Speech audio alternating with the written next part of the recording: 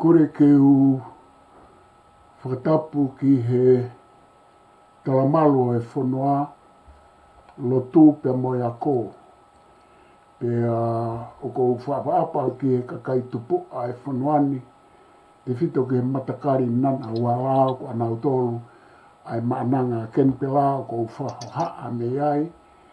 Pe o ko whakatapu ki he tumu e tau kakapā, pia moe ia i mohono ngahi nau whakalangi.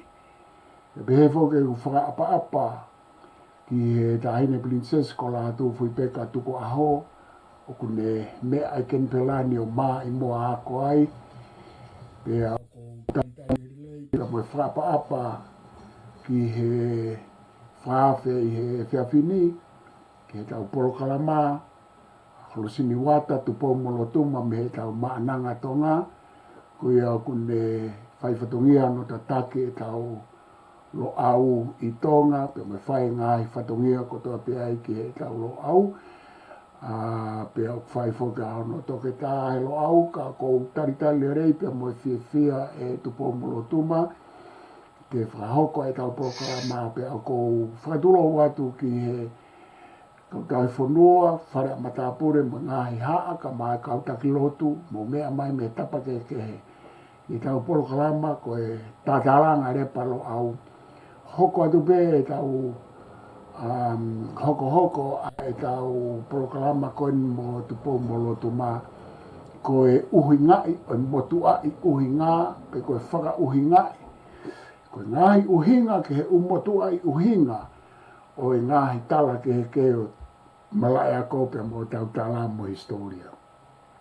Ika i te uto e whaloloa, ka kou whaamu ke u tukuangi ke te ia, ke ne ka matamai pe a te matoki hoko atu ai pe a e ma pōpōla we. Kai ke he kuwaru taitali lei koe e tupou molotuma i he whiawhiko i ni ka te utu watu malo.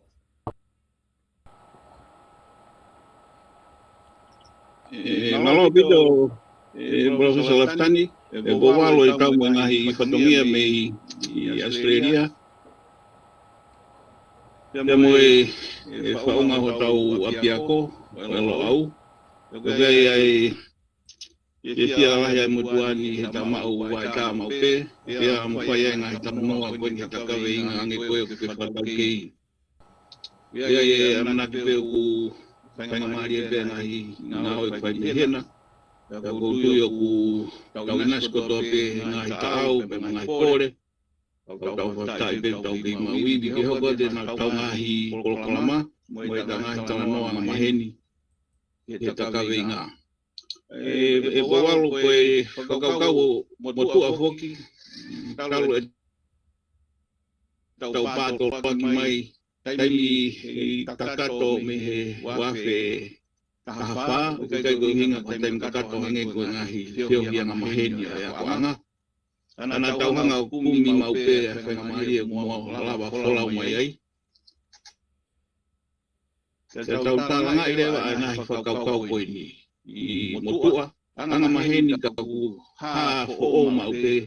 Te anga e tau piritaki, e tau hanga o whakaungai. E ko hai ki taua. Koe tonga, pe mota anga whakmua, pe ngahi whakaukau anga maheni pe o sia i te ia tia. Ko koutu hono whakarea ta haha no teke atu e whakaukau. Hange ko whakarea o ke o mai ake ta kawe inga anga maheni. Koe ta onu pe ke toi ki loloto atu ange. Lolotonga pe e nea e kawe inga koe uhinga whoki. Nai pātoa ki whokia he taimi nai tekia e ngahi toi puna kaki ane ai sigala i se. Ngai whanua koe au tau tālanga lahi ki ai. Ko kau loma, ko kariki. Ngahi whanua ia, ongo whanua ebe ngai whanua nai mahino ka tau tolu. Nau whakasino e tau whatunga motua. Pe haa sino mai ia ngahi tau whatunga who'ou. O toi ki mahua ange ai asi mai ngahi uhinga tau whatunga motua. Ngahi uhinga o asi mai awa o me hahoni. O tau tālanga lahi ai. Haa mai he whonga e whakaporitare. Haa mai he ekonomika pe he ke tau rotu. Haa toa ngai mea koe ano whakasino ngahi whakukau koe ia. O koutu i pōwaru tau mau taimi tai wā mau pe. O tau hanga o kumia. Kumini mau pe turi ke whao pangai o e whekumi. Me mohono haalo angi whakaukau motua koe ni. Me mo whakaukau haa ngari who'ou koe. Pe ai hangahi whakaukau. Asi mai mi ai tene hanga. O malu i ange. O ta whanau mo e hako tupu. I anga ta au e kaha u. Koe uhinga ia o e uhinga hangi koe whakaukau o e tapola kalama anga mahini. Pea koe kou whakono ua o e tapehe koe uhinga o e uhinga. Kono uhinga o e uhinga. Aia kia te au e palaka lastani. Koe whakaukau koe pamate ke asi mai e te toi ki uno atu ange ke loloto ange. Me e te tanga noa peke upehe. I whakaukau koe hanai ai. Uhinga a palaka lastani. Ka wale te utoi ki ino fuhifu ki uhinga i ho uhinga. Tamata rewa ke tahanaki mai he anga kua uhinga ke whakaukau ko i e pōwaru. A e kutoe pātu ki hana hituriki. I uhanga nge whakasino pe koe haa ho uhinga. Ai koe uhinga i hana noa. Hono tōru rewa koe uhinga i. Ai motua i uhinga. Ai koe kamata rewa e Profesor Laftani ke utoi unupe. Unupe kai ke fia mari he moaki nga uru ke utoi fai hanga he whekumi. Ke malawa ke fai te au hanga o whatonga ngai he kupu hono wha. Mata o hanga o matuai a ho uhinga. Pe koe hanai ai motuai uhinga. Nai hanga he tau whangui o whakasino ake ha whainga uhinga. Pea na tatala ngai e pōwaru he tanga hai iwa ta mahalo pe ko ta whakawhia he tolnoa nai pe ko ngahi whika ko ia. Tana ta haalo holo ngahi siwalai se kehe pe. Toto pe ngahi mea whatatau anga tau taiwa o mau. E whai pe tau whakasino e ai pe hataimi ku tau ongoi. Mata pe ko tau whakaofi nai. E tau matuai, hanai ai motuai uhinga, e kau filosofa. Hanai ai motuai uhinga, e kau halo whanua o ilone. Hana e kakai na nau matuai ai ha Israeli. Hana e kakai na nau hanga fatu ule anga Roma. Ka to ngai whakau e waru. Ko tui te hangarewa o mai o whaka ha mai i a kia ahoni, ono poni, isa.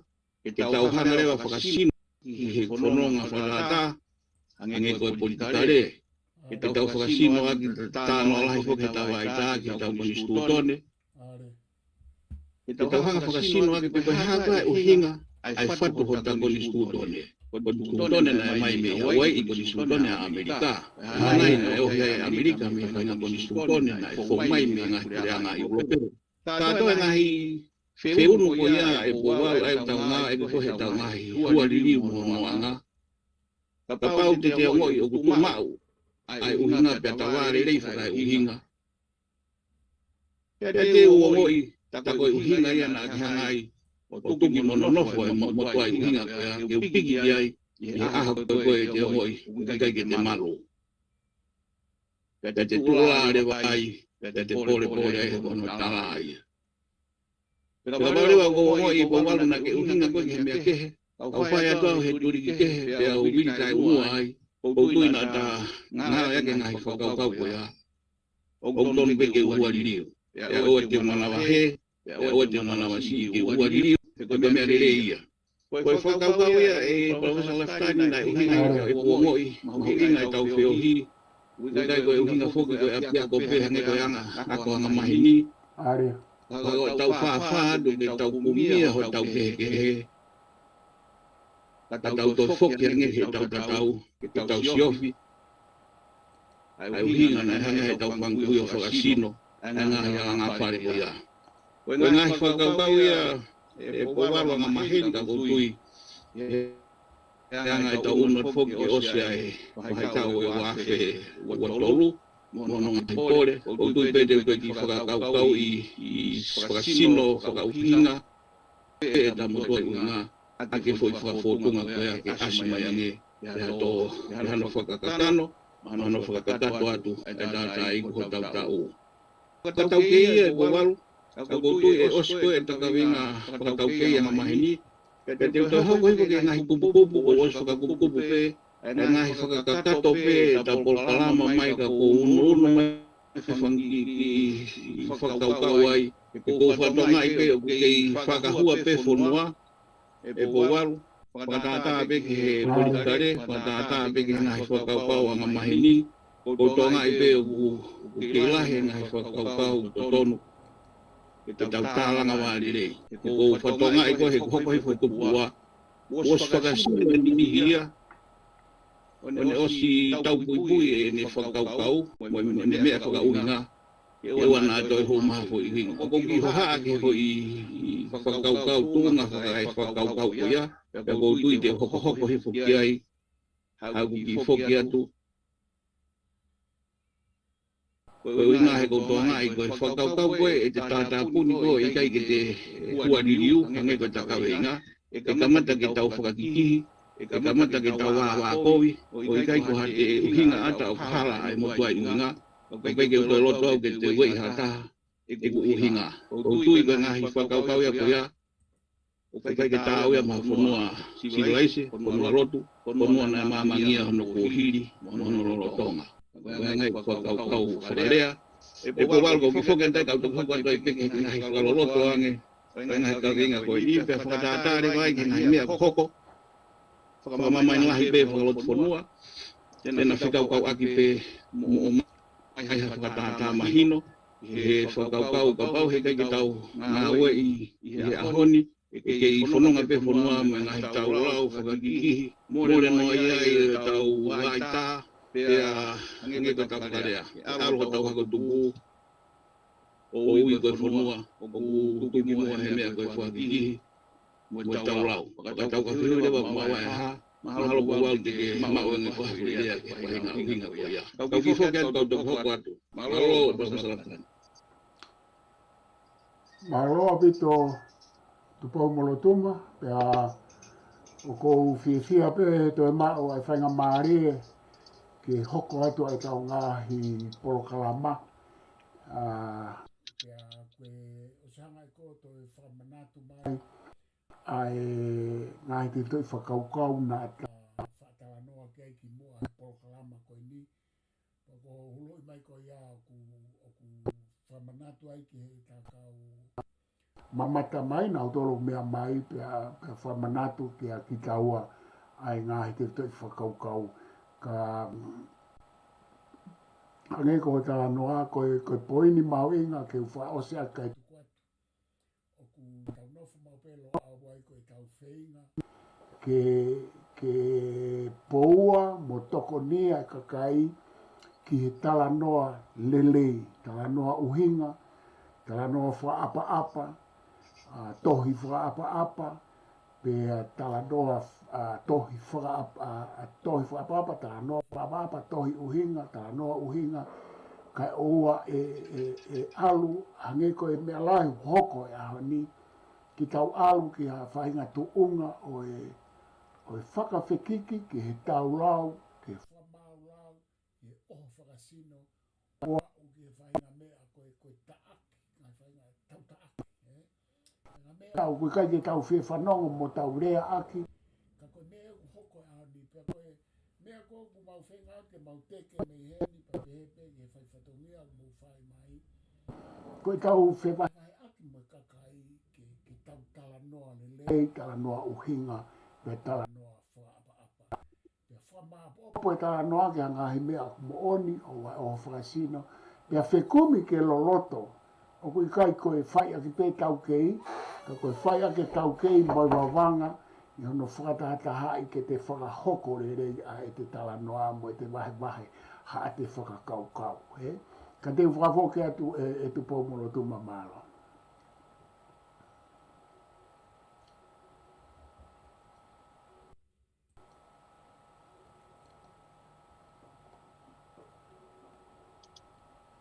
Nono bito e wawaru o tui o ngorele e tupe e kutala noa, o kimotomoto pe o rea mai ka kusai te ka pau o ngorele e tupe kutala noa, ka hoko tau ke kuku hono ua, me he ka whatau kei. Iyo, o kua ngorele pe, o kua ngorele pe. Yo mai hui nāra. Ok, oksa, kimotomoto pe me hena ka kusai te ka pau o ngorele e tupe me hena. Koe whakakau ono whatangata ki whakakau koe ko atu e o waru. He taimiko tau pehe ai o whepakipaki ai nahi whakauhinga koe kai ke tau kumia ai motua i huinga. Koe taimiko ko whanau ki he tālanga koe ni he awa mai ai wharearea. O nau tālanga ai o whakauhinga he taimina e ririwa i mei he wafe he hongo furu. Nahi mono koe na e whakahoko koe mantu whoki e powaru na te tālanga ki he hama koe tui me he te hawalu whinima koe talauni. Ta mohono hama koe hau e whanua. Koe ongo pupu e ua koe ia o kou whakauhinga whoki o pau ke tonu ka te tawheta tau mo koni stūtone. Te asi mai hui whakakau ko tongai te whakatata kia ke he koe o ko mahuinga ke te hanga o pātoroaki ke tonu e ngai kupu ke te whatonga i a kau tangata whatu e koni sūtone tau whatata ko pōraki. Pe taimi koe tonu e te whakauhinga koe ia pe aruhifo. Tanga reo whakauhinga koe hau e whanua i hono hama koe tuke ai kalauni na whakasino aki a he tawaru whiunima. Nā tō rewa kai hū mai koe ai kawen e o waru, ke ne hanga o to'o ai rain, me he koni skūtone, kai whakatata kai hū mai ai kawen. Koe anga e kua uhinga koe ki nai whetoa ki nau tui, ka pau na nau matuai ai motua i uhinga. He kei ke wārere e ongo whiunu e kuia. Koe uhi, he kuhanga he kawen ia, o ne hanga ia o tonu, o ne tataki ia whihala whanonga ke tau uhinga i, hala e motua i uhinga. O nā rewa oange ki ngā sino koe o nau whae whaka uhinga o lao, ke tuange ke whakalangi a eni a whio, tau hanga tau tolu o whakauri ai whonua. Koe anga e ku whatata koe po waru ki hangai te toaki, o koutui o mahuinga e koe takaweinga, ke tau nofo mau, Mare. i he motua i uhinga. Ke tau iditaki, ke tau aluatu, o wārerei mo motua i uhinga. He ka pau hei kai. Holo mui mai ki tau tolu o whakauhinga i he tau whakapolitikare, ke tau mau e mawhai whakauri o e whonua, ka koe harewa e ne awhio. Ko singa whakakau e ua, o kou whatongai, o whepakipaki, o kei whai ai whakakikihi, koe whaianga ia e ku whakauhinga, e balosa salastani, e mahuinga i koe ke tau pingi, no nofo mau, ke tama, pato e motua i uhinga, ka tau whakatonu, ke tau pumia, ke tau wau, ke ne motua i uhinga, aki e tau uhinga. Ua te tau hanga toho mai e motua i uhinga, o ai mea ata, te kuhange ko kita hia, na te whatu ko nistu tone. Koe whainga whakakau ia, o tuwai e te tuhake, hei whatonga i e po waru, o hange ia ko kita ia ko hoto whanua, o hange ia ko kita ia mo tau haa tu whakaholo, na te iai i he tau alwhitima. Ikai, na tau heni tau tolo ho tau taimi, o tau taiwa ko uhinga e ke he, o pau ke tau whakatonu, he motua i uhinga kai tonu, e te whakauhinga. Koe whakakau uraki ia, e po waru me politikare, me pe tālanga ngā maheni ai, ka koutou mana whatonga ai, e nai toi aru ai ki ngahi ngā ehu he tau lau, o au he tuunga, e bau salastani o kai ke he whoki o tonu hataha, pe hala hataha. Koe o kuhinga, o kou whatonga ai, o hala roua e ngota whaati, he na tō mai, ai ngahi uhinga, o whihala kia mo e motua i uhinga, pe koe tama whau, tama tufunga. E koe tama ia o motua i uhinga, o tau tol katoa koe ni, koe tau whenga pe ke tau whakatonu, he tama koe na ne whatu, ai motua i uhinga. Koe whakakau hono wā waru koe taimi koe, oe awa koe, oe osi ai whataputapui, Pako whatonga i koe whumauanga, paanga lahi whoka e whanua, tawhi mai me he whalau mai muri, tau whalau ewe ewa. Te atawhuna ke e whatonga i te atalanga he patseti koe oe whakamoreki ki he whakateunga ho taunga he mātanga, te moho taunga hi talatu whakahoro, o ko whatonga i o ngāwe lahi au wito, o tonu, ke mui atu kia he takawenga koe ni, he ose e taki whakatanoa, whakatata ke politikate. O lahi a wito whakatata peke ha monga mo langi, lahi a wito me whakakau e tau tui ka pau na e nofo e whakaupau he ko nistu tone. O nofo mau he motua i uhinga, te tau alu ke he ha monga, te tau alu ke he otulangi, te tau alu ke he ha alo au, e lahi ngai whakaukau te tau unu. Ta tau whakasino lewa pia tuuta mai ngai whanua muri, o ku whakateunga atu o ngari ko ha whanua na iai hono tala. Tau whanua ha whanua na matuai, ka peka ka whanua hange ko anga e whauhinga, ka koutui ko whakapapalahi ki ngai turiki. Tau whia mau e ka weinga e koea ke ho ata, o tau reo, mo anga whangata ho tau mawhai, tau wala malawa. O ku putawhi e whauhinga he taimini o whahoroto lewa, e bala whasalastani pau ki whoke atu. Whahoroto e tau uhinga, e tau tau ki toi uhinga te ia taha, a o tau ngahi tau ngā whanonga. Ai koe whakarea he politikare, koe tama wauta, tama whiri. Whakatono ki te ai mo ene uhinga, keke te mana tui o kumore e motua i uhinga. Te aasinga i pe tataki he tama whiri, tama kune whai koe ai whiri whakapolitikare, a kita e tama kanti te iti, o ta alu ai pe he hui whakakau, o ta wā koe ke ahoni o koutui, o tawhi ai whakaukau ia he ngai mea, o whaloloma. Te koutui ka ngai whakateunga e whakaweinga rea me he kawe. Inga koe ni e tatalanga, kau ki whoke taipo walpa hoko atu ke kuptolu, ko toi whakasino pea e ngai whakatata anga maheni, ka ku asi kakaha uwito he loto he whanua, ka koutui o ku whiama ua wito he ta polkalama me ngahi whakauhinga utalawa, ke watu peho tare eo ai heiro na mana hiki atu haki turi ke wai hano whainga aonga. Ka koe kuptolu e po walpa ki whoke atu kau tuku hoko ki ai, malo.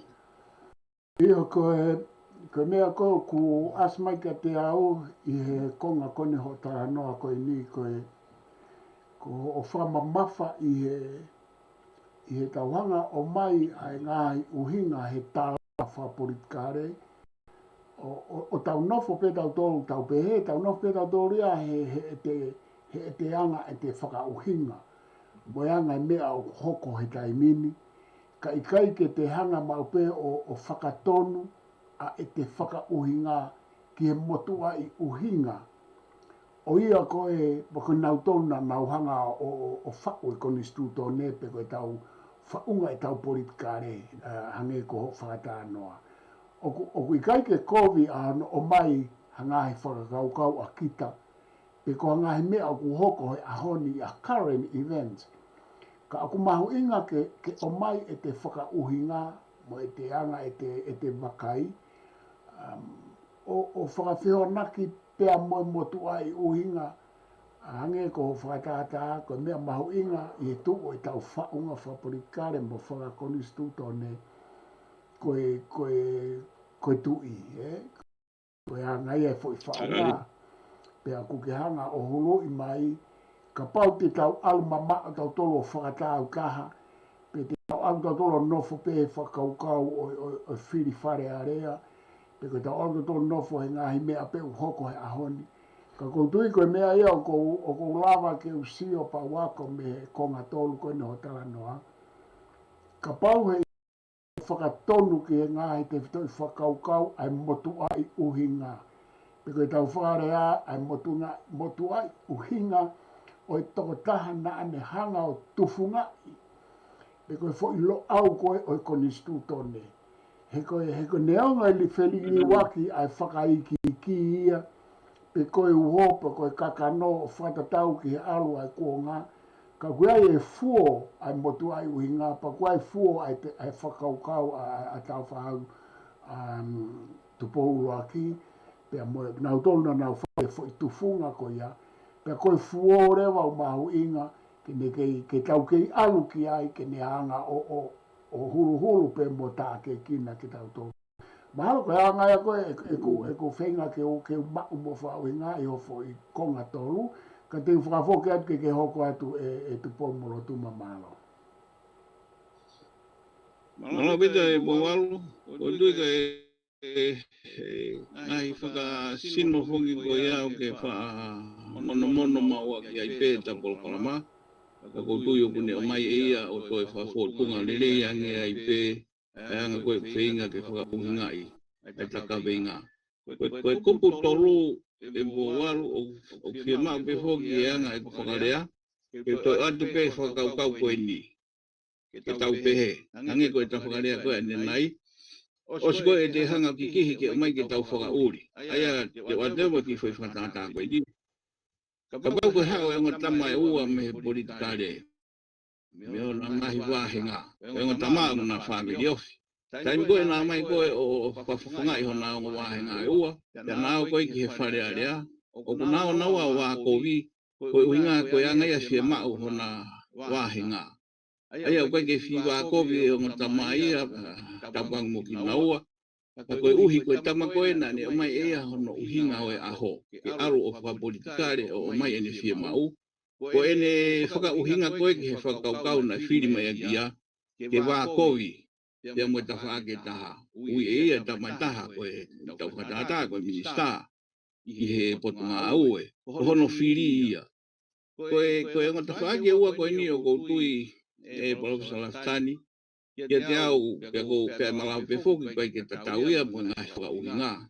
Ka koe whahinga o mai hanga tonu ia, e kuongo i koe na e kehe lo ua e ongo whanonga e ongo whawhonga ngoi wāhinga, me he uhinga, na e uhinga e na hū ki loto ke whare area.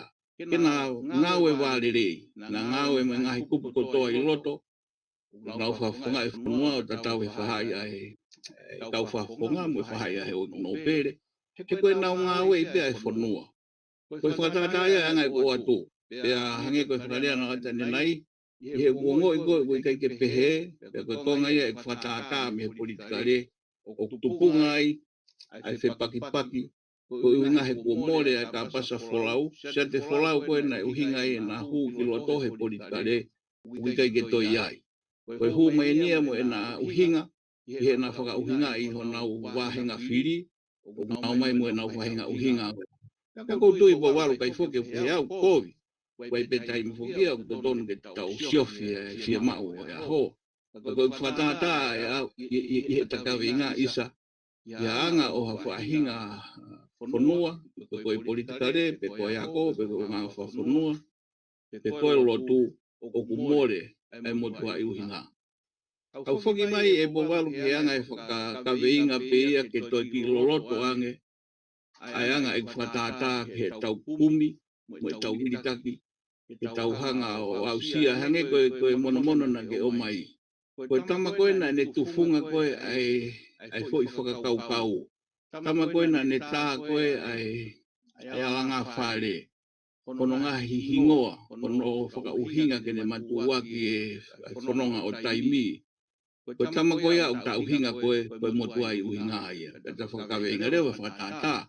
Ange koe koni stūtone, te ta awhea koe whakatata. Ange koe kau whakake o lotu.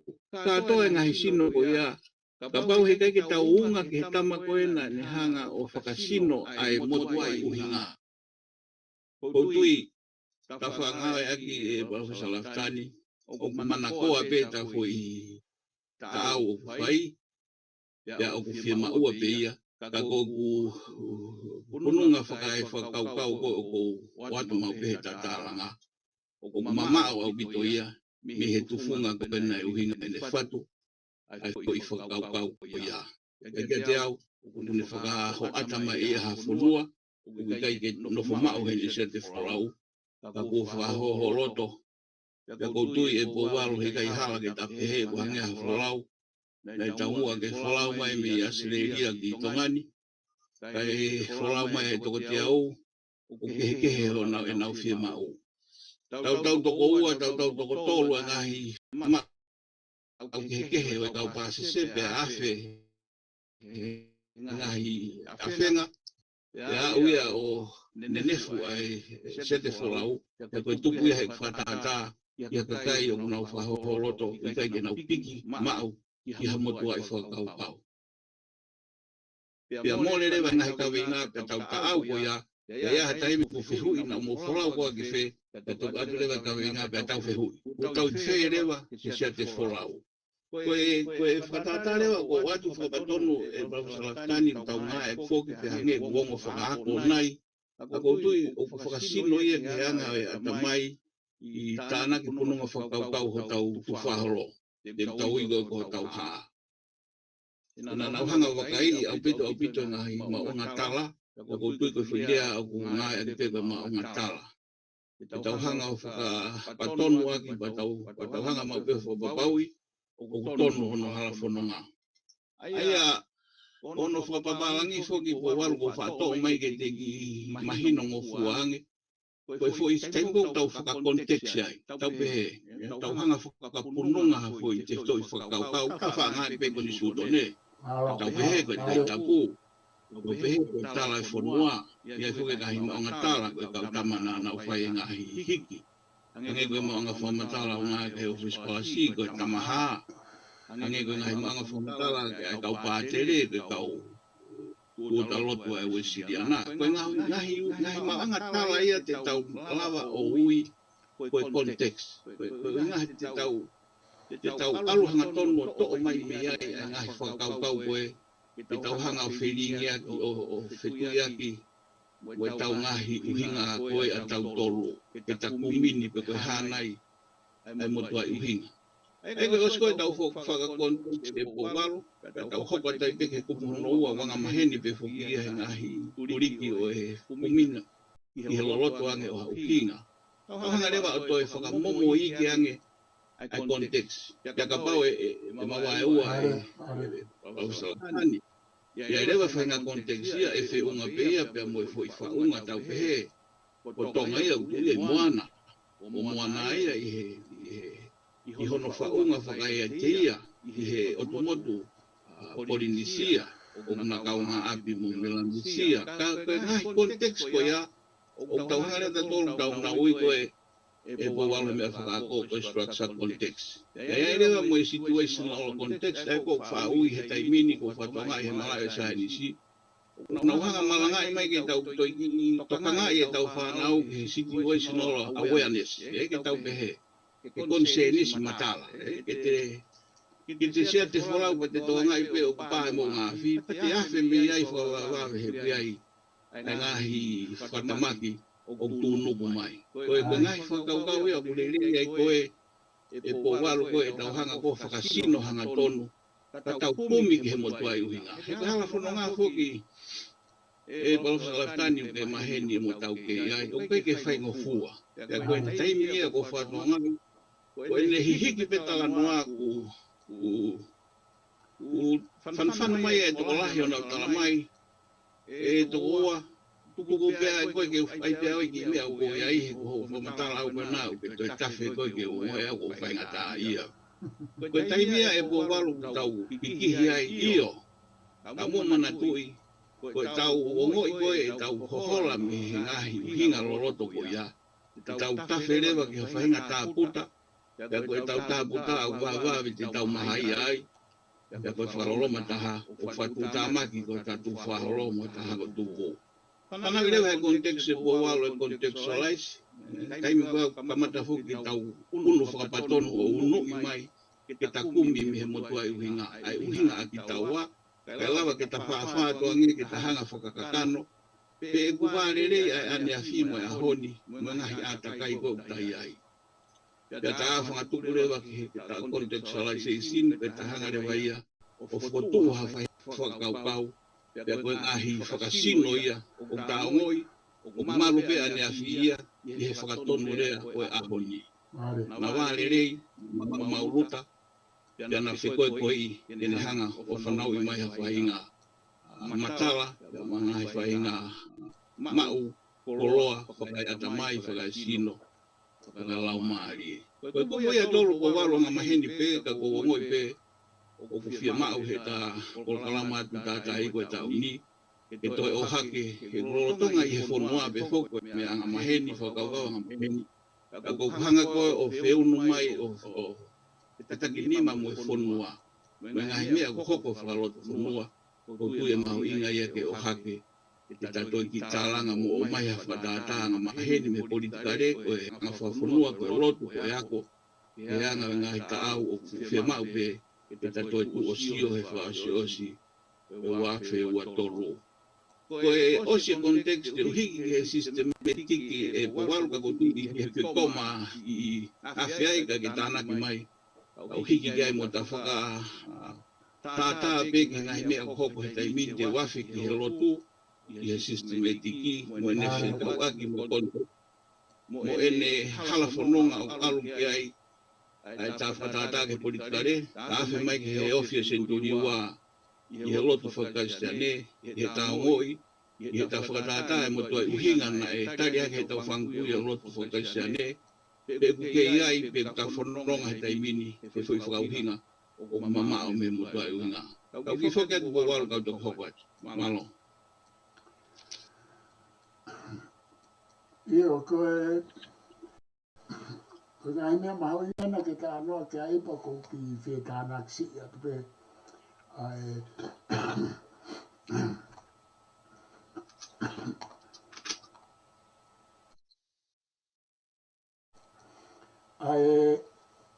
a ohanga o whamanatu mai ai mahu inga ke hoa a e tau whakakaukau piko e tau wawanga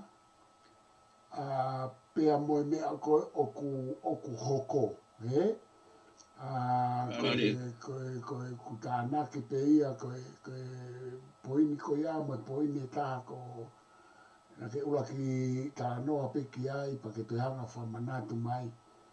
Ai malawa koe ke whetō kaki e whakaukau e kau whawhawhonga, ko hinga koe whewhusi aki e nau whakakaukau, pe koe nau tālanga, pea moeanga e me whelawe i koe pea moe mohonau wāhenga, ia ngā i whakakaukau, e malawa ke ne uesia nā tōka pau tono e whamatala.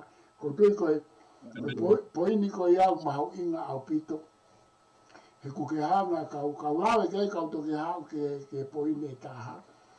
Oe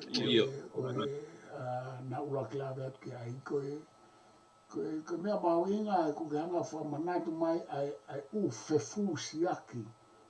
Ko motu ai uhinga ai pe ko tefto i uhinga ai a tau whahau mo ne kau tufunga whanua ke konistu tone i hono fuo ange ko tāna ke anai. Ko e uho o ku whai ai e tō ke he pia mo whaafenga i ni i kai ke nauhanga mahino i ai fuo he. Ka koe poini mahuinga pe ia ko whetana ke mahuinga ho poini ko ia ko whetana ki ai. Ai whewhusi aki, ko ngā ku tuuhe motu ai uhinga, tuuhe mea o ku hoko, tuuhe e nau whakauhinga i he whare area, o ku toi tuu mai he ai anga whakaukau ai wāhinga, o ku toi tuu mai whakaukau ai toko taha, o ku nā tālanga pe koe whawhawhonga ko ia. Pea moe hawhoi ngā hi whihi moe ngā hi whekaukau aki, o ku hoko ai hange ko ho hanga hulu i mai, o ku hoko ai alu mama o ia me he te whito i siu he taimi tālanga pe koe kawinga pe pehe ke motu ai uhinga. Koe poini o na uana ke ko whietana ki ke ai ko hanga o mai mahu inga o e whaka uhinga ke hoa moe mea koe o ku hoko whaka uhinga. O hange ko whata ke context pe moe mea o ku hoko iha. Foi mo menit he ko no mahu inga ko o hanga whamanatu mai he ko hoko mau bea ko paraparema ko mea o ku tohi pe ko mau anga whamatala pe mo e te whaka uhinga ko foi mea kehe ia pe ko e te vavanga pe ko e te whakakaukau pe te ei mo kehe ai me aia ko ia koe o ku i he context pe ko i he text mo context pe koe mea o ku i he context o mea o ku hoko e ahani aia mo mau anga whamatala pe mo e te whakakaukau mo e te wawanga pe mo e te taukei koe u mea aia e nau whewhusia ki he o he koe hange ko ho whamatala ka i kai ke uhinga lelei a e te whakakaukau ko mea e taha ko e te wawanga ko mea e taha tānaki ko e te taukei, ko mea na te mau mea whamatala, ko mea ku hoko he taimini, mo ene whekau aki mo e te whakauhinga mo e whakamatala, pa ku ke hanga whamanatu mai mahu inga e tu pomolo tuma ke tau tokanga ke u mea ko ia he ko ne hala e hala ko ne hala e te whakaukau e hala e te whakauhinga. Ko ne hala e te whakakaukau ke mau anga whamatala, e hala e te whakauhinga ki he mea o ku hoko.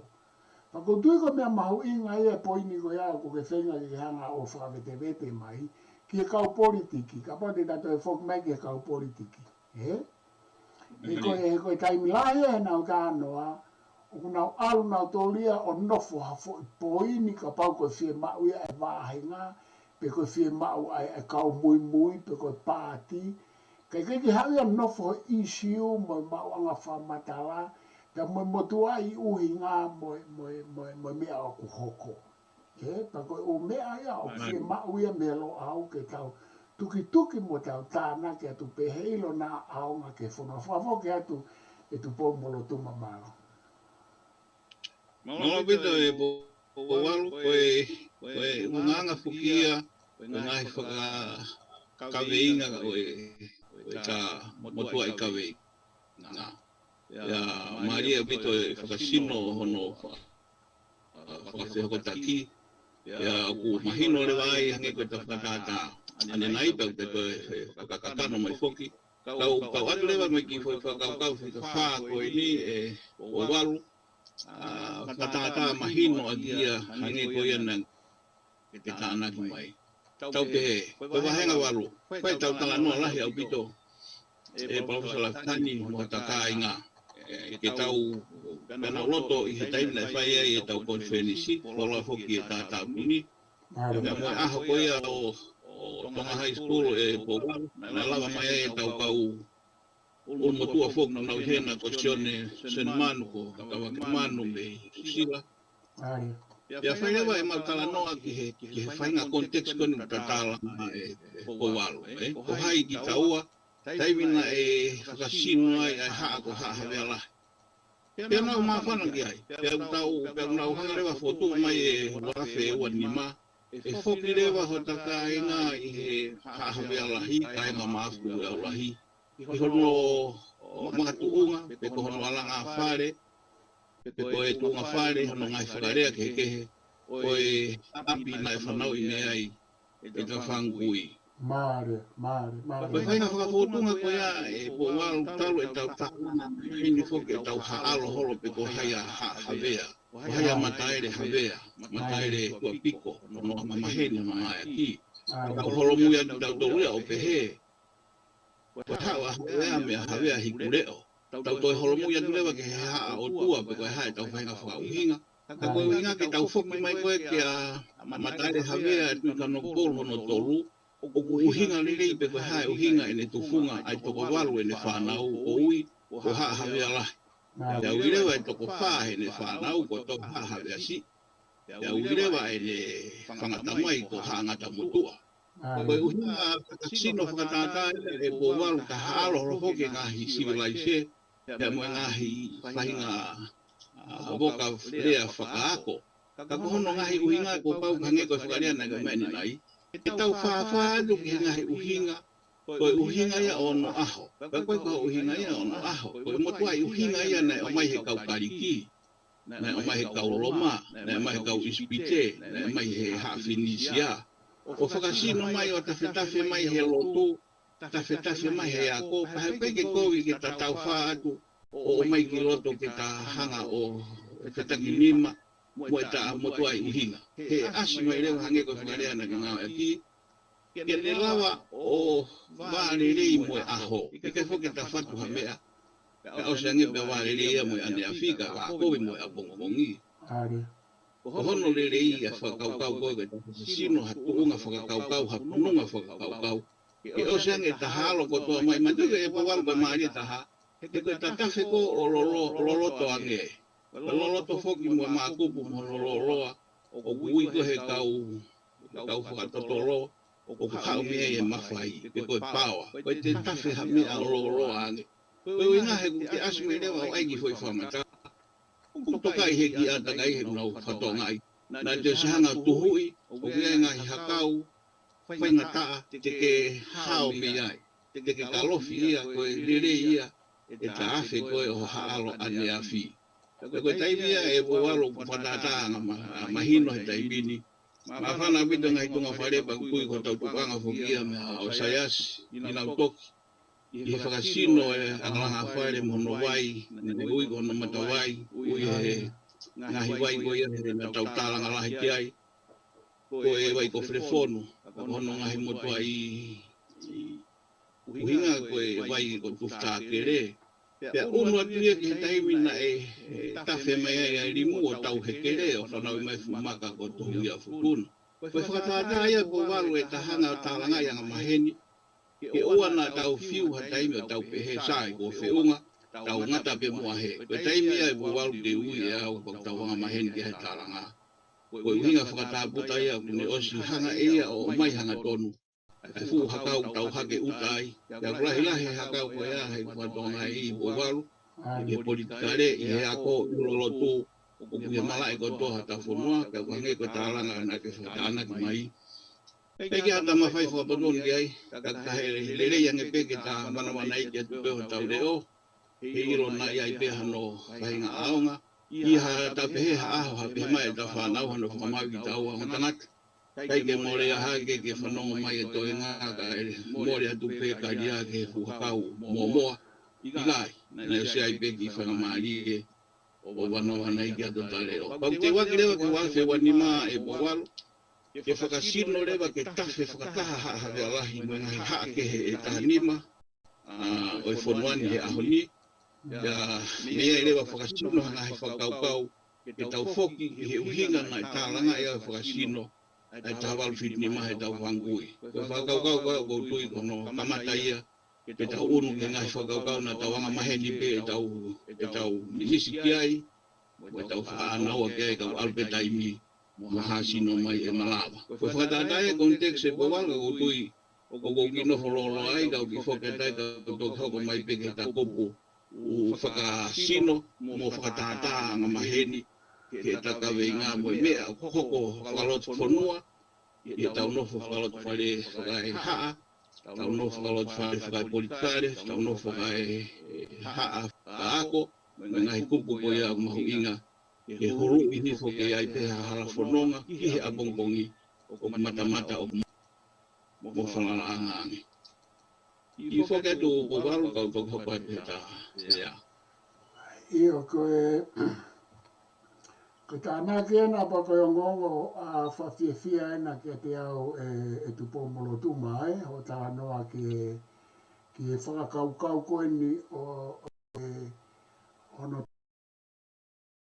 tau o haawe alahi pia o kutonu pe whoki ia ko e ngā ko e he ko e whoi ulu ia o e haawe alahi a maaftu au lahi mo tau ka inga ko ia pa whawhiawhia ka te au pia usai e koe ni ku whakaukau ake koe kamata e ai whoki atu e tau who ou pe koe mo e ua ni maa ke whai tau ngā whoki whakatau atu hange koe anga mahi ke kaku whawhiawhia ai ua awhi ua ni maa koe ngā e koe whakaukau kona koe tā noa ke ai o whumahu ngā o pito. He kuke se hanga hulu mai, ai ngai whikau aki a lahi, pia moe tala e ka mata anga o tō ngā. Ke o si hanga hulu i mai ngā hirea ane nai ki he nau whikau. Pia o ku whaapuria whoka o te kei ke whaha no fu whekumi loloto ia mo ano tohi. Te ke fu tohi ai fo i whikau aki a ko ia e kau whao historia. Ka ko tau whatongia, ko ta whatongia ia pia mo e ka ngā ke toi whakafoki mai. Akoa ai ute toi whakaukau koe ki hawea lahi pia mo hawea mataere pe ko mataere ko. Pia ko ne mahino koe ia he utau alato ngata hawea lahi. Pia tau alu pe he feitu tatau pe ki kamata anga ai koe nau lawe ulu mani nai.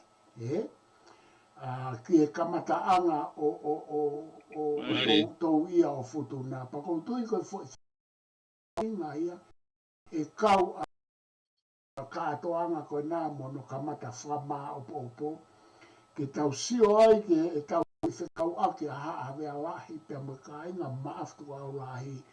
Pia mo ngahi haa, pia mo nau ngahi tala, pia mo kalauta mo kau halalalo. Ka koutui ko e hange ko o tala no. Ula ki foki ki ho tau ngahi tu unga whare. He koe mea ia kouku o ku hange ko ngā au o ke oswhai pia mo whai me kau tahi whanua, pia me kau mata apure. Ia koe te tau ngahi o lelei, koe tau foki ki he motua i uhinga, mo motua i whaunga.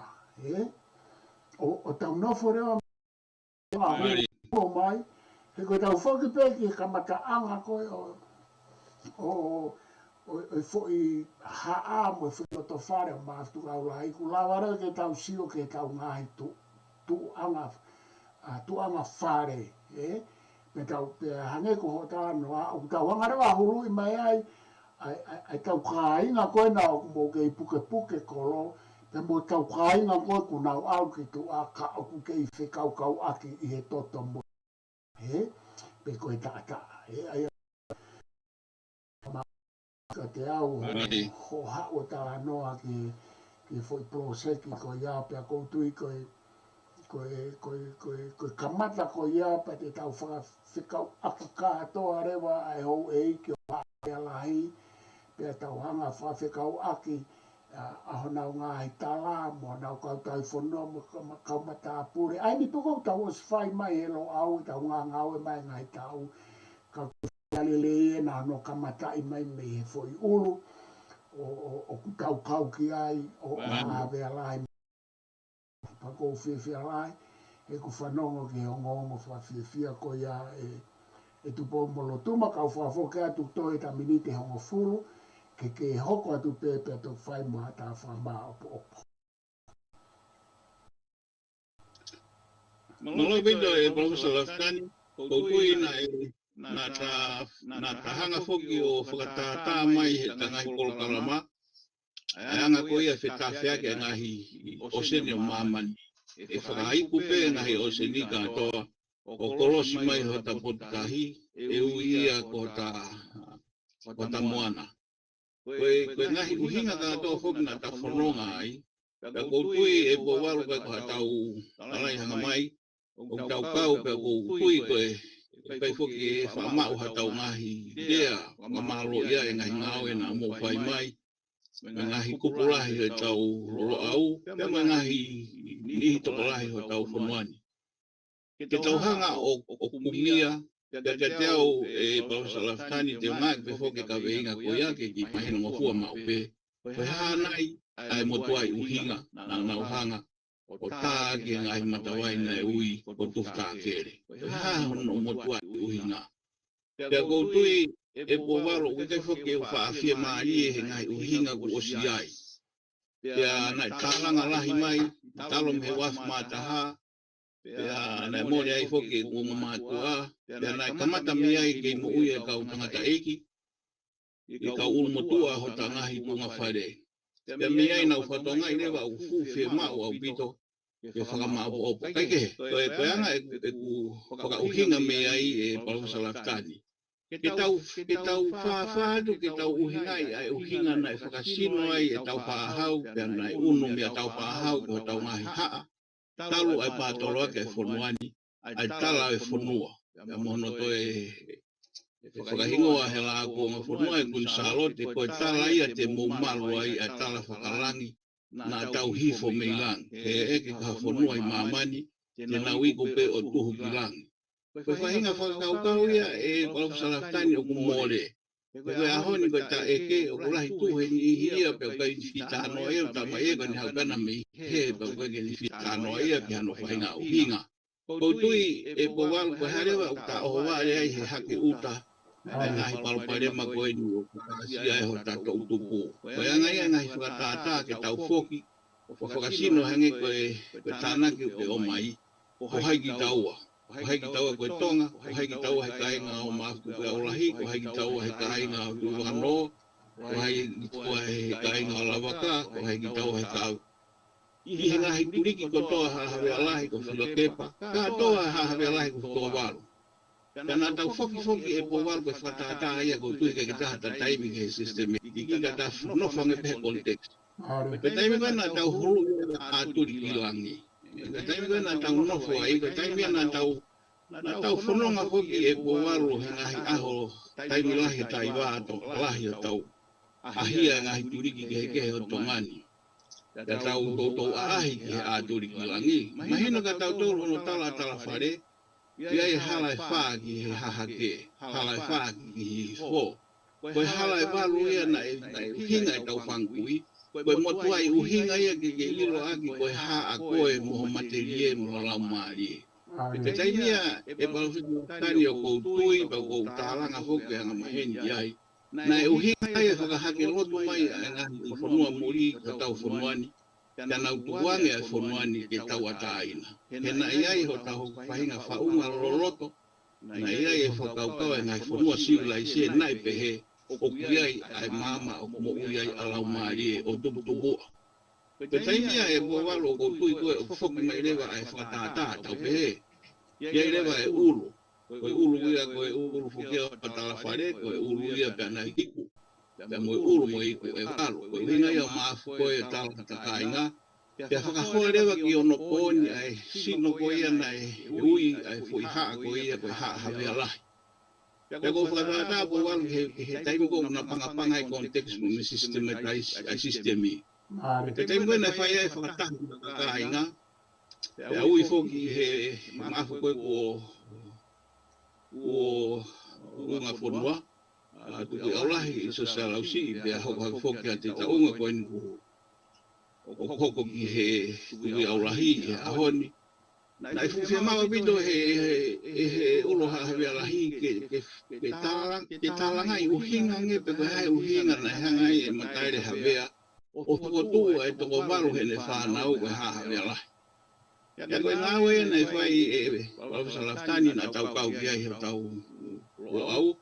Kana tau ngāwe ki ai mo takai ngā. Ia tuki mono nofo le wai ke nofo ai e talangoa. Koe nge koe whakarea koe mamanatu mai. Koe uru ia koe rewa no ngahi hiku. Ia ka pau he kai ki hasete wholau. Ai tau mua wholau ai uru. Ia si whewhe rewa he Professor Laftani. Ai ngahi hiku. Ngilua rewa e tau rea wanga mahene whonoani. Ka hala tau mua ke e tonu whewhe tau muri. Ka pau e tonu tau muri e tonu whewhe nai tonu ke ua hala tau mua. Koe hahawe alahi ia e po waru pa tau tālanga whuka o ai au ke toa ha mea mo ngahi kuriki ke he kai ke. Koe kou whakatata mahino mai ia he te tau haaro horo e ngahi whakaukau whakamamai lahi. Mohono ngahi whakaukau aki. Ka te tau whakaiku mai ke taimi koe te tau hangai o whakasino a roto. Koe po tātunga whare. O kai ke haturiki hange koe rea koe ia. E Pasalaftani tau whangawe aki. O kai ke hafumaka tae furihi. Ke tau wakai po kai hano hina. Ai koe fumaka koe haai e powaru. Tau whoki ki mue o na ngoi ha o kai tau he tālanga. Ka tau whoki mai ki hena pangapanga o e ahoni he politikare. Ko tui koe hinga e whetoa ki. Koe kai ke nau whoki ke tunga whare. Koe o sange te awa rewa e tunga whare mo pātoraki o e haa. Ke whakalelei e nau nofo he politikare. Uhinga ia e kukarea. E powaru he takawe inga koe matuai o matuai unga na e whatu. He ura ki whaa mo e tau whangkui na nau kau i he area o e whonua. Ke nau wāle rei loto i he haa o pune hanga o tāla mai ai politikare. Koe whekau aki ko ia o koutui koe na pangapanga e ta hanga whaka kontekst au ngai whoki ngai rea muri ko ia. Ka koutui ko no uhinga peke ki kaongo ngofua ange. Ai whekau kau aki ai whekumi whakahako. Pea mo ngai tau whatunga motua he kuna wāle rei. Ke ne o mai hau whahinga ora, te ta whalala ki ai. Pau teo rewa wafi wani mai, po wau sai koe nau o whawau ki hai ta mauiwi ki ta kei whiroa ki mo ta kai ngā. Pea me iai rewa o whotutu atu e ngai whakaukau, pea nei mawhana kai ho iki ka ko more whoki me tau tolu. Ka ku whai e tālanga ki ai pea mo e maafu ki ue aulahi aho. Ke ui ai toenga o hawea, o whakaukau ke tō mai e taha e whoto te hina. Mua taha o kune lawa whawhonga i rei o ne iro. Koe haa i tala o e pununga o e hoeiki koe mohono ki kaweinga, koe haa hawe alahi. Ke iai hawhainga whakaukau ke ofi atu e po waru. Ke tau hanga o whawhotunga pe koe haa nai o motuai uhinga. Nai whakawae aki, ai whaunga e whonuani. I mua, pea whakasino whakakano mai he tawaru whidini maa. E kai ngata ai koe hane tuanga e mamani a tongani ke tau ataina. Mata koe nga he uhinga o kei tonomia. O whiunga o ke taaki hake Professor Laftani. Koe koe hatata ake hake mea whou. Koe ta o hake e motua i uhinga. Koe koutui koe motua i uhinga koe taha no kwa ilo ngā po waru ki motuani. O ke ta ai, o ke ta wāre rei ai, o ke ta oka whonua ai. Pea ta nofo ai o whalaulau roto. I he si e tawhanga kui, mo anga tau hala whanonga, i ki i whonuani. O tui po waru ka ngai whakamāpopo, ka ki hiu awhi wani maa me heni whoki o kei whangamari, i a ngai kaweinga i te taharo pe he ta kaweinga mo ta whoki mai, po pau pe whoki ha whakaukau, e Professor Laftani, te ta whinga ke whakasino, ke aonga, e ngai haaro uhinga koe ni, ke ta whanau mo ta hako tupu, ke tālanga i ki tau tolu, e ha aho tau whatu hanga hi pepa whakatu toro, ke ngai sino whakako e po waru, ke nau pore ai ho taki whonua. O tui ka hanga ia whakasino e taha ku tau hiki hake whoki he ako maarunga nge.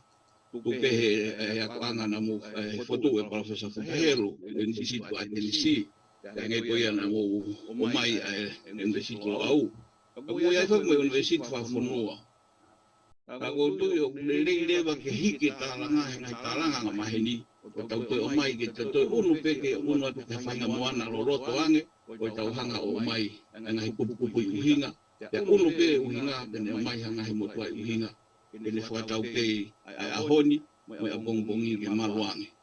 O tui pa wal koe ngai e whakatau inga, pe au whiawhia lahi o tanga hi kupuai, pa nau whoke atu nau mawhana, nau whoka nau taurupo walu pau ke tokai au kita kau uru motua, e koe le rei whoke o e ta haa, sino koe e ta hanga o whakalanga tala noa mau peke haa, koe ta hanga whakaongo, koe hai lau ai ka hula lahi, koe ka uru motua. O whatamai a honi pa wal ke ta whakaosia kia, o kulahi a honi ai hiki hake e ngahi sino e ngahi kunga whare, o whai tūtūni e ngahi sino i hiki. Pea kouturi o kulawea e haa, pea kulawea e mai whonua. Lahe tālanga hange ngahi ki konga whonua, lahe tālanga he nihi o mai ngahi whangamari e whakaiako, pea o mai o si tāparasia e motua lahi. Tātou e ngahi whakaukau ua uhinga e tau pehe, tau ki tō, a tau whoki ki he motua i uhinga, e tene toi o mai rewa e uhinga, ke ne hanga o whakatoka rerei, ai uhinga o talawa o wā rerei ai he kaha o. Ko tui po walu ko anga i ngahi ko pupu anga maheni, o tanga eaki, mo ta hanga o whakarea, e ta o hingai, e ta hanga nai ha aho, mo hawai ta o matuai, e motuai uhinga, e ta whangui. Ko tui po walu ko anga i whakaukau, ka whoke atu, ke whakakato ko ta taiwa, malo. Malo pito tupo molotunga pea ukuta o mai en ki he whakasinga o i tau polo kalama. Pea o whakawhiwhia o pito ai ngai te toi whakaukau. Ko ke hanga o mawai mai. Pea ke ngā ue ki ai i e ngai tau ki mua. Pea au mai ki he tau kamata mai e lo au. Pea ko eni ku kau eni i e whakafuo mai o e taha o e ngai whakakaukau ki he haa. O e taha ngai proseki la lahi a e haa. Pea o ku tau kau ke lo au he ku ke te whamanati mai whoki e whaatala no na tau whai ki ano kamatai hangahi. Katoanga pe ai haa ki hono mahu i ngā, ki hono tupu a ngā, ki hono uhi ngā, ki hono tala. Pea na tau whata anoa me whoki, pea tau ohoro e ngahi haa, pea whaipe whi ilo ngaki, pea whaipe ai whioi, mo whaipe tala noa, ngā ue me hena, tala me COVID, mo e mau whaifatongia me heni. Pea kua ngeka te au koe whai tala noa koe ni koe whai ki e hahawe alahi mo maftu au lahi, aho tau makatunga, mo tau hinga, mo tau tala, mo whotutu, ko lawa e rei o tala noa kia ki nau tōru ai ngāhi whoto te hina mo ki nau tōru nau matu o tō ange i he tau ngāhi laine. Pea kua ngeka te au ko kamata ke fisiki mai ke whakafua mai e fo i whakaukau. Pea o kou whiwhia pe ko i ngāhi he ku tauhanga kamatai mea hawe alahi pe mea maaftuka alahi ko tau uruia mo whaifatongia mo whai. Pea tau toki kupenga ai, pea mo whai hono teke ki ngai. Haa, i he malu pea e haa tu ka noku polu ko tau olo wahaya. Pea ko tui koe teke koe ni tau whai, ko mo kei whakawae pe mo tere pe, ngai mea ke tere mo whakangingila mo sante pai me hena, pa ko ngoi au i o tala noa, ku alu ke matotoa whi whakaukau pa koe na ku whakatoka. Pea ale ki tau mua, pe hange ko ho lau, tau kamata, pea kau mai ke ai e toe ngā o tau hawe alahi, ku mo osfo tutu, pea tau alu me ai, me loto me ai ki ngāhi haa, pea mo tau tala, mo tau uinga pate. Malu e hatu ka nuk polu pe te ke neanga o toi whama opo lelei e whanua. Hange pe koe o mamahi whakaukau, mo mamahi mea o tau whai ki e whakaukau o tau ngahi haa mo tau tuku au mai. Pea koe mea e whawhiwhia lai ka te au. Kau teu ki ai, te mau teu atu me hen, teu atu, pea teu e tau lo au. He koe foi proseki eni o e tau lo au o kau ki ai. Pea ku ke kau hono whakawae mai, mo hono lelaki mai, I he malu ma aftu ai foi whakaukau me kau tau whanua me kau matapure o vaini pia pehe foki ki e tau whikaukau aki ki e ngāhia. Lahi a pite ngāhi me aia ko wongo i whanonga pia whanonga ki o tānua te tau toi hanga o whakahake mai pia koe a whakatūpe ko whi whakaosi aki koe o mai koe kaulo a una o mai o nof pia ko tau koe tau tupu mai mea nau tō pia nau o maa nofo e foi wāhenga koe ia o lavaka maafu lavaka peko maafu wa orere wa pia moe tala o maafu o ongo maafu o maafu lere mo maafu toka koe fu tala whakalu kufu aia pia o me kaulo au ki ai hange ke mea tau whata anoa ki ai pia hoko mai e tau foi hawe ala hi koe hoko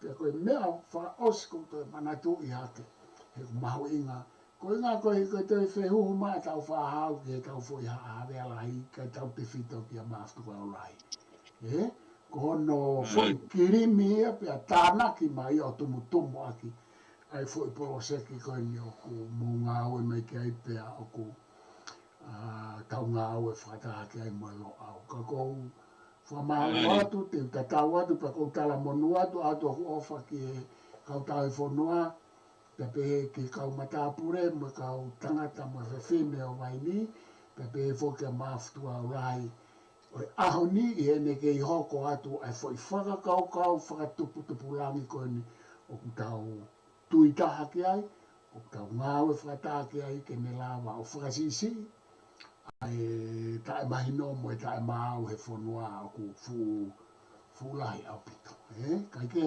ko whalahe pia te koe malo au pito e kau magi ta programa o whae ke te koe mo maata pa me whanau me tau kaulo au hena ka tatatau ai ka tatoki makai malo. Malo ko wal.